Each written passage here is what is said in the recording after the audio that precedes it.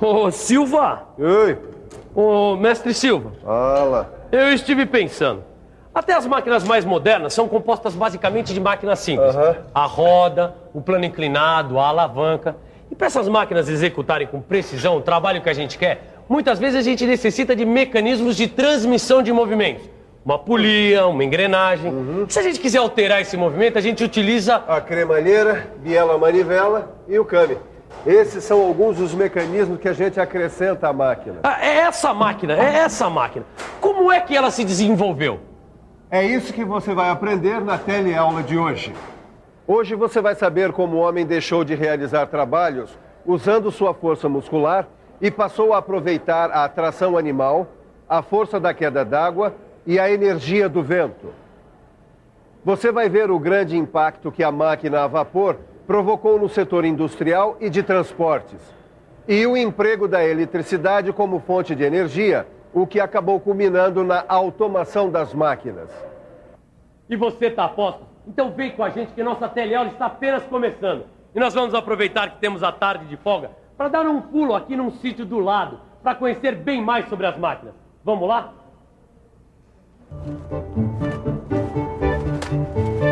Ei, Tito, a mania de mecânica pegou você mesmo, hein, rapaz?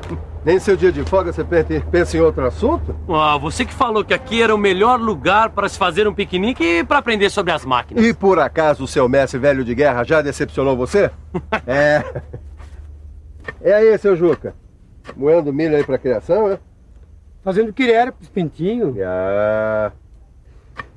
Tito, o homem percorreu um longo caminho até chegar à máquina CNC que você tanto adora. No começo, tudo era o uso da força muscular. Também era praticamente tudo manual.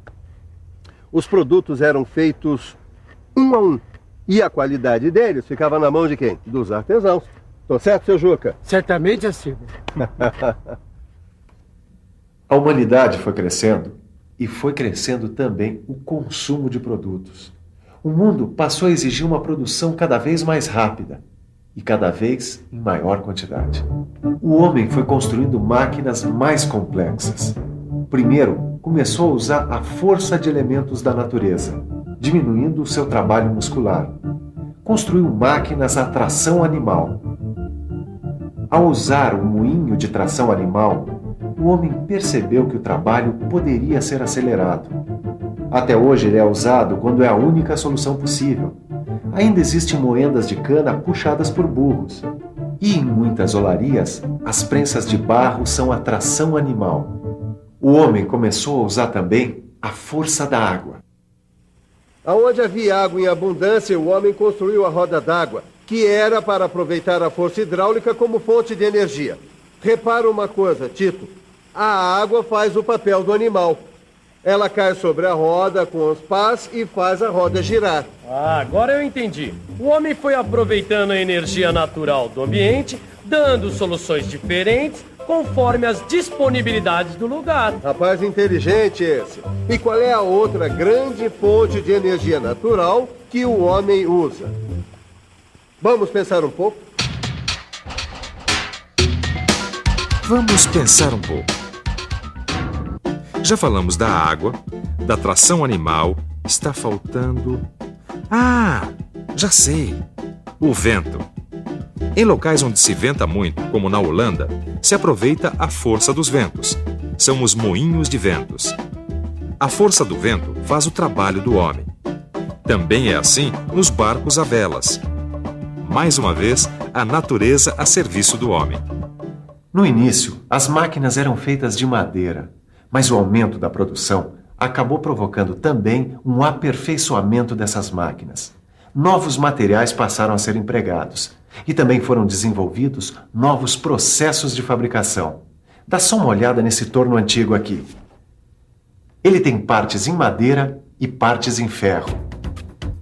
O torno foi uma das primeiras e mais importantes máquinas utilizadas na fabricação de peças.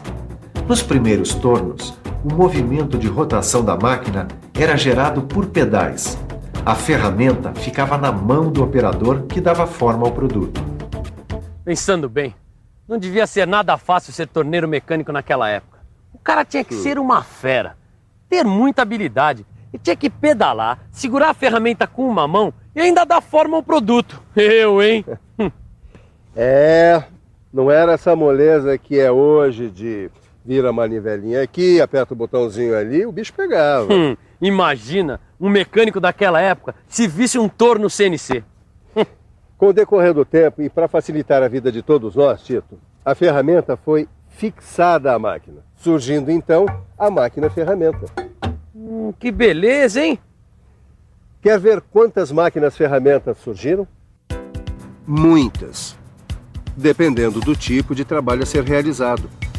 A máquina-ferramenta aumentou ainda mais a capacidade de produção e melhorou a qualidade do produto final. Os tornos representaram um grande avanço para a mecânica. Agora eu pergunto, depois da máquina-ferramenta, qual foi a outra invenção que revolucionou a mecânica? Depois da máquina-ferramenta, a invenção que deu grande impulso à indústria e aos transportes foi a máquina a vapor. Esse tipo de máquina foi projetada por James Watt. O vapor realizava o trabalho mecânico e substituía outras formas de energia. Com a máquina a vapor, surgiu a necessidade de se adotar uma unidade de potência. Foi então criado o cavalo-vapor, ou CV, unidade que é usada até hoje. Os engenheiros na época queriam saber quantos cavalos a máquina a vapor podia substituir. Convencionaram então que um cavalo era capaz de levar uma carga de 75 kg-força a 1 metro de altura em 1 segundo, ou seja, um trabalho de 75 kg por segundo, o que se convencionou chamar de potência de 1 cavalo-vapor, ou ainda 1 CV. Com isso, foi possível medir, por comparação, a potência das máquinas a vapor da época. De lá para cá, as coisas evoluíram de vento em popa, ou melhor, de vapor em popa. A máquina a vapor exercia grande esforço mecânico. Suas peças trabalhavam a altas velocidades e pressões, por isso precisavam ser mais resistentes e mais bem acabadas. Foram desenvolvidos então novos componentes como tubos, bujões, cilindros e válvulas.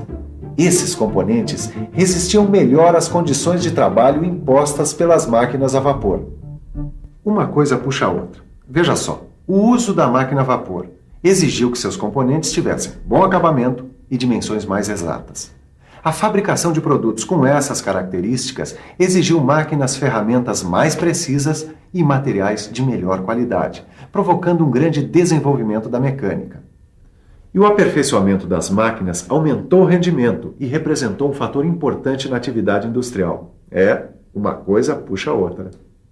Durante muito tempo, quem puxava os vagões de carga e de passageiros era Maria Fumaça. Essa aqui foi construída em 1912 e ainda continua nativa, fazendo trajetos turísticos. Vamos dar uma olhada melhor e subir aqui na cabine. Olha só, aqui ficava o maquinista e daí ele dirigia o trem. E aqui o foguista, onde ele colocava lenha na fogueira, ou melhor, na fornalha, para manter a caldeira sempre fervendo e produzindo vapor. A Maria Fumaça é um bom exemplo de uma máquina a vapor para a qual foram desenvolvidos componentes bem resistentes que aguentassem o esforço que realizava. Ela tinha 1.200 cavalos de potência e chegava a alcançar uma velocidade de 90 km por hora. Eu nunca imaginei que a invenção da máquina a vapor fosse tão importante para o desenvolvimento da mecânica. E isso foi entre 1700 e 1800 lá na Inglaterra. Tito, sabe, eu sempre quis ser um Joseph Whitworth, o pioneiro no aperfeiçoamento das máquinas-ferramentas. É o meu grande ídolo, cara. Projetar como ele instrumentos para a medição de peças. Peraí, não foi ele que padronizou os perfis e passos de roscas? Foi. Por isso se chama sistema Whitworth e é usado até hoje na fabricação de porcas e parafusos. O cara era um gênio, mas um gênio. Antes dele, Tito, a mecânica era um caos. Os elementos das máquinas não eram normalizados. Então, uma peça que era feita numa oficina não se encaixava com outra que era feita em outro lugar. Não havia intercambiabilidade entre as peças. Agora, depois dele, não. Depois dele, a mecânica nunca mais foi a mesma coisa. A mecânica deu um grande salto. A produção artesanal foi se transformando em produção industrial. E esse processo acelerou o desenvolvimento do setor produtivo. Surgiram vários tipos de máquinas e de sistemas mecânicos. Macacos, prensas, tornos. Foram desenvolvidas também outras máquinas para realizar outros trabalhos com metais. Máquinas para a conformação de metais, como uma prensa, por exemplo. No final do século passado, outra descoberta do homem acelerou em muito o desenvolvimento industrial. Vamos ver se alguém por aqui sabe nos dizer qual foi. Eu acho o telefone celular foi uma grande descoberta, a televisão moderna, TV a cabo. Acho que o transporte, o metrô principalmente. Medicina. Telégrafo. Tudo isso são invenções do homem. Agora, uma grande descoberta que impulsionou muito a indústria foi o uso da eletricidade como fonte de energia. Vamos ver como tudo isso começou. Bom, pega um pedaço de lã, um retalho, como esse daqui, assim. Isso mesmo. Aí você pega um pedaço de papel, uma tesoura ou com a mão mesmo, você pica ele em dezenas de pedacinhos. Agora você corta no outro sentido e você já tem os pedacinhos de papel. Isso mesmo. Agora pega um objeto de plástico, uma caneta, um pente como esse aqui e esfrega. Esfrega na lã. Mas esfrega bastante, aí com vontade e sem preguiça. Aí depois que você esfregou bastante, o que será que acontece se você aproximar o pente dos pedacinhos de papel, hein? Tcharam! Exatamente. Os pedacinhos de papel são atraídos pelo plástico que foi esfregado na lã. Quem descobriu isso, há 25 séculos atrás, foi o filósofo grego Tales. Ele observou que esfregando uma barra de âmbar, que é uma espécie de plástico, em um pedaço de lã, ela atraía pequenos pedaços de pena e palha. Bom, a palavra grega para designar âmbar é elétron. É daí que vem o nome eletricidade. Somente no final do século passado é que a eletricidade começou a ser utilizada como fonte de energia. Surgiram os motores elétricos e a partir daí então é que a indústria se desenvolveu mais rápido ainda. As outras formas de energia foram aos poucos substituídas por motores elétricos que movimentavam as máquinas sem ocupar muito espaço de instalação. Para aumentar a produção, surgiram no final do século passado as primeiras máquinas automáticas. As máquinas automáticas fabricam grandes quantidades da mesma peça sem perder a qualidade e a precisão. Com as máquinas automáticas, o homem pode usar muito mais o cérebro do que os músculos. Quer ver um exemplo? Enquanto essa estampadora mecânica faz 24 mil parafusos por hora, se fosse um operário num torno mecânico, levaria muito mais tempo. Ele faz 8 mil parafusos por dia.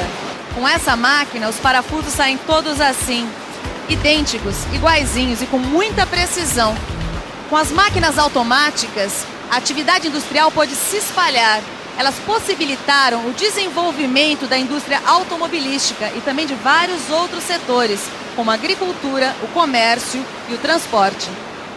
Pois é, motores elétricos, máquinas automáticas. Cada vez mais o homem foi criando máquinas mais complexas para aumentar a sua produção e diminuir o seu esforço físico. Concorda, Tito? Foi o que nós aprendemos nessa teleaula de hoje. Diminuir o seu esforço físico e aumentar o lazer. Concorda? Concordo, mas e daí? E daí que agora chega, né, Tito? Agora é hora de descansar, que ninguém é de ferro, nem mesmo um profissional da mecânica. Agora é com você. Que tal uma revisão? E atenção, se liga aí que é a hora da revisão. Nessa teleaula, você ficou sabendo como aconteceu a evolução da máquina. Como o homem foi substituindo a força muscular pela força dos elementos da natureza, até descobrir a máquina a vapor, e depois começar a usar a eletricidade como fonte de energia. Por último, vimos que a atividade industrial se desenvolveu mais ainda com o surgimento das máquinas automáticas, como é o caso da indústria automobilística. O mundo está cada vez mais exigente. Produtos mais sofisticados, menores, mais leves, mais baratos. E para se chegar lá, é preciso conhecer esse universo. O universo da mecânica. Estude. Conhecimento é o seu passaporte para o mundo moderno. Até a próxima teleaula.